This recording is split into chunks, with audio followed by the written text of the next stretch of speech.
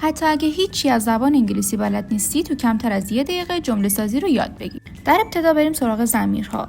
I, you, we, they, she, he, it. I میشه من، you میشه تو یا شما، we میشه ما، they میشه آنها. she میشه او که اشاره داره به خانوم، he میشه او که اشاره داره به آقا و it هم که ضمیر حیوانات یا اشیا هستش. I am من هستم. You are تو هستی یا شما هستید. We are ما هستیم. They are آنها هستند.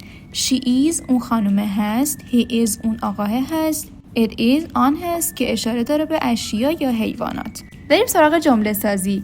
I am beautiful من زیبا هستم. I am brave من شجاع هستم. You are kind تو مهربان هستی. We are famous ما مشهور هستیم. They are clever آنها باهوش هستند. He is weak اون آقاه ضعیفه. She is strong اون خانومه قویه.